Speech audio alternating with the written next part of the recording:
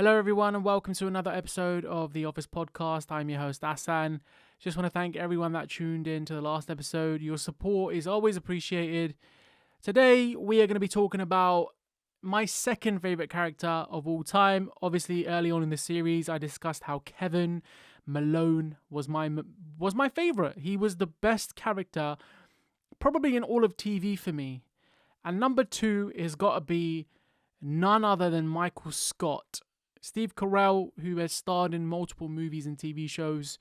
But if I can be honest with you for just a minute, I think him as Michael Scott in The Office was by far the best role he has ever played. And we're going to break down in this episode, or I'm going to break down in this episode, why I think that. I think very early on in the show, as I said, it was a like for like with the UK version. Ricky Gervais and Steve Carell were basically the same person. It wasn't going very well. Season 1 was very underwhelming, very boring, and I think they were in trouble very early on in the series, especially season 1. They were in trouble. They needed something that was going to set them apart from the UK version of the show.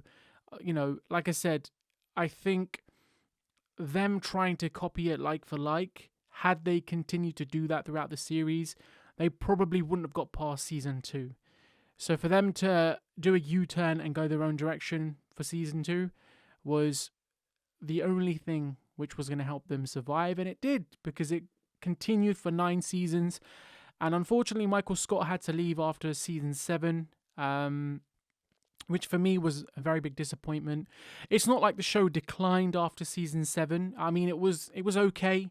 I still watched it, really enjoyed it, but I think when Michael Scott, aka Steve Carell, was in the show, it definitely was. He was the show.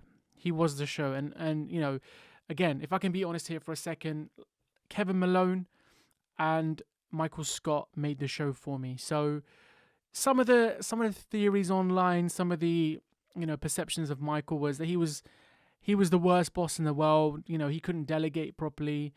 Stanley once, confronted him about his style of management and how he didn't agree with it.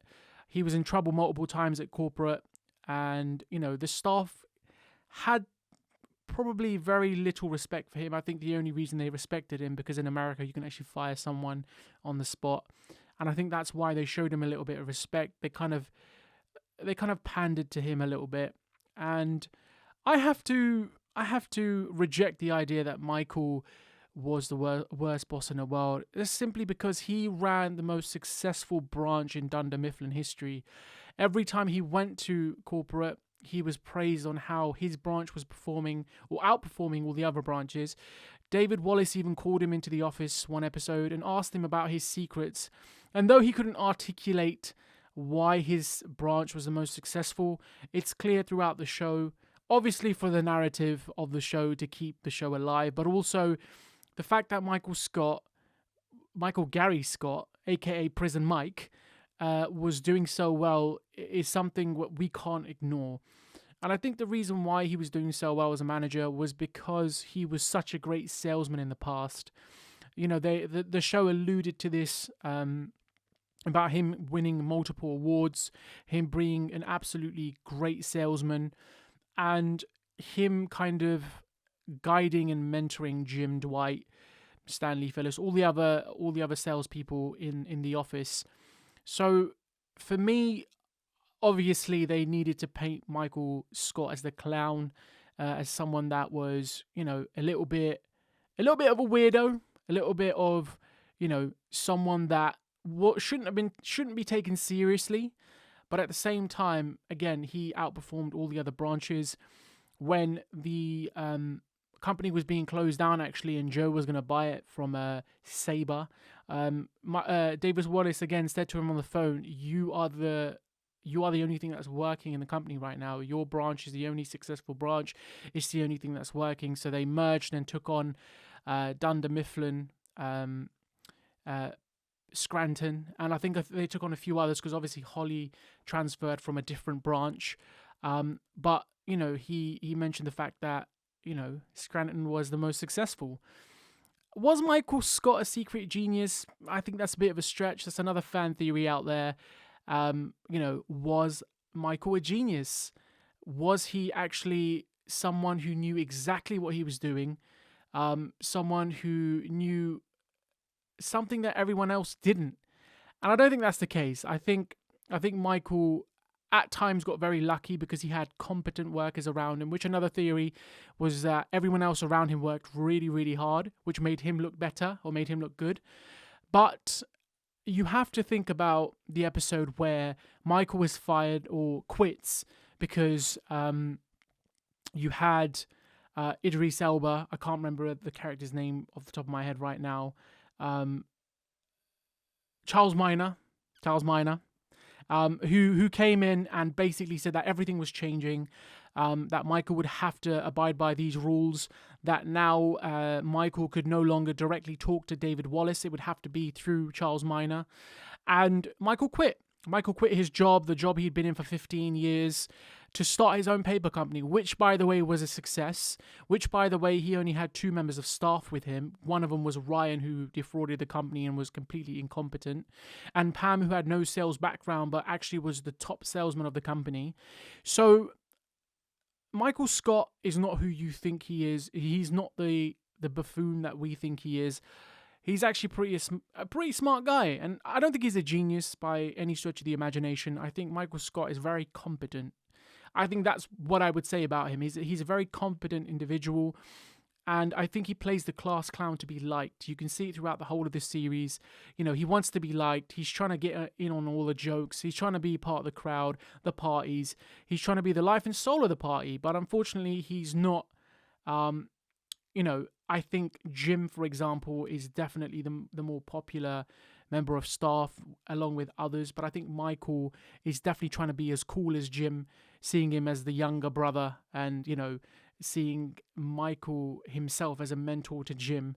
But I think, again, Michael's skills, Michael's experience definitely outshine the others. So when Danny Cordray was in a sales meeting, Jim and Dwight had to call Michael for his help because, again, he was a competent sales associate in the past. He was able to sell paper. He was able to build a rapport with the clients and everything else. And by the end of that episode, Michael actually hired Danny Cordray as one of his salespeople. So again, it shows his skills. Though Danny beat him in the sale earlier on in the episode, by the end, Michael hired him. So, you have to think about what Michael's role was in the show.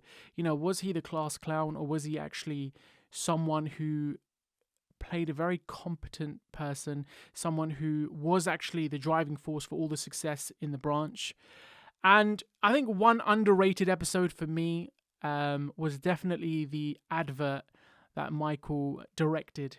Obviously, they had the creative people come in from corporate, and they made the classic waving at the camera advert for the company, and then Michael obviously took it upon himself to make his own advert.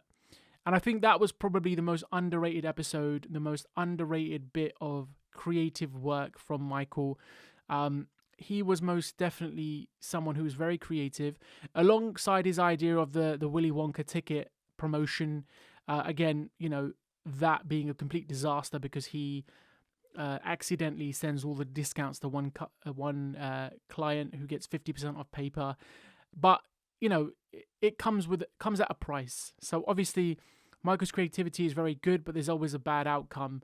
And I think Michael Scott, again, I've said it before, he's definitely someone who held the show together.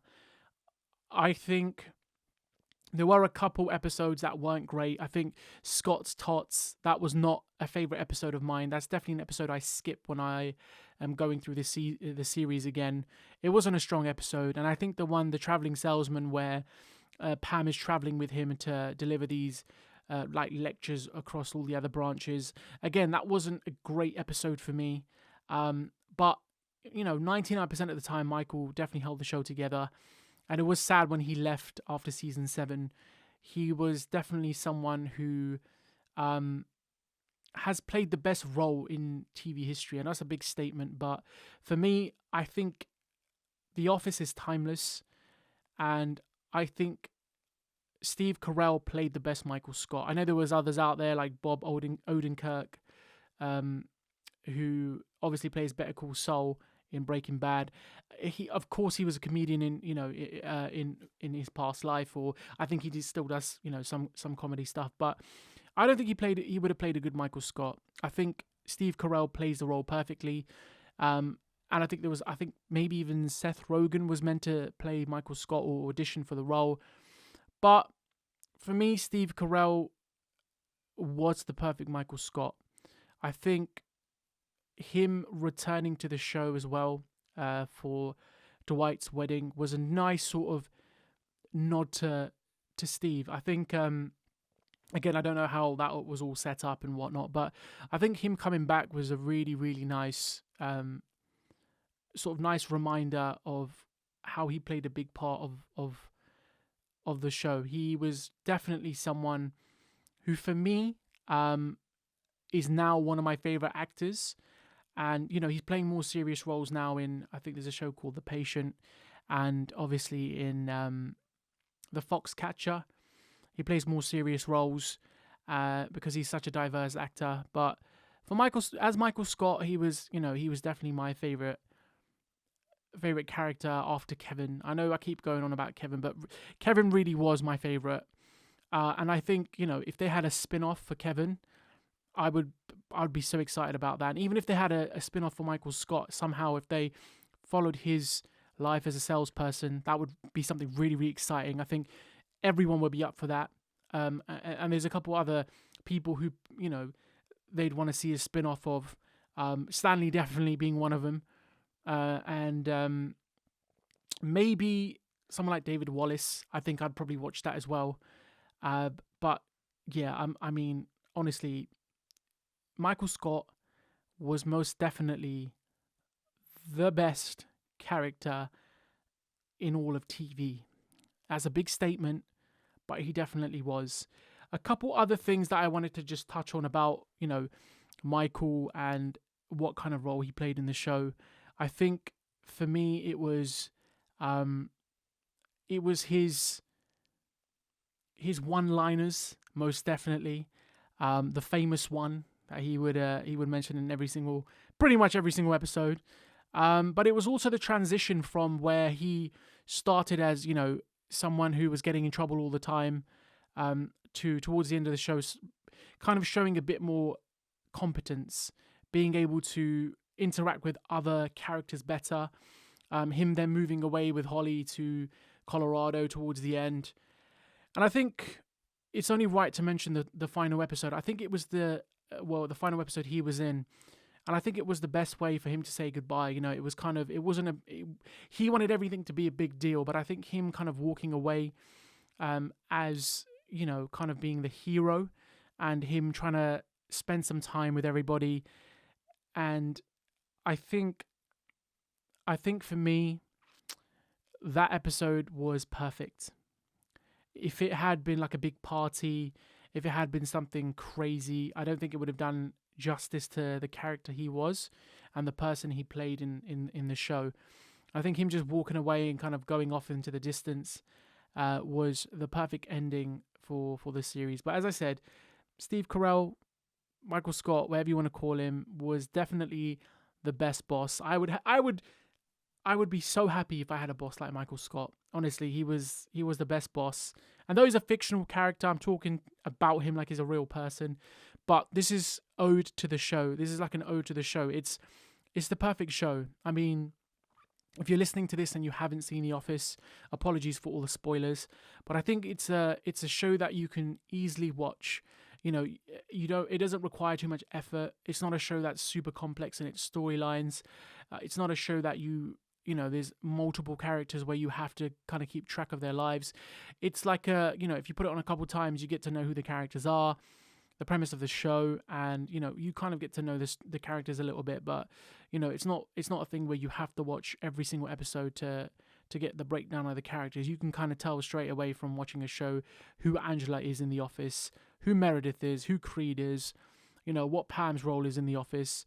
And for me, honestly, I'll say it again, The Office was and still is for me the best show I have ever seen. Thank you to everybody for listening to this week's podcast. I really appreciate the support. As I said, this is a show for me that I will be recommending to my children for sure. It's a very, very good show. And, it's not for everyone.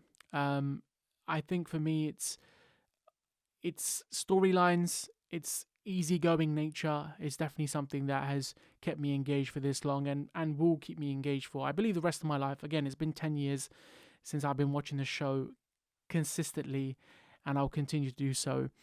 Thank you for tuning in. I really appreciate the support. Wherever you're watching or listening to this, you'll find my social media somewhere.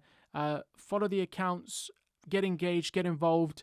If there's anything you'd like me to break down or talk about, then leave it in the comment section below, or send me an email. The email will be somewhere as well. Thank you for listening. Peace and love. Take care.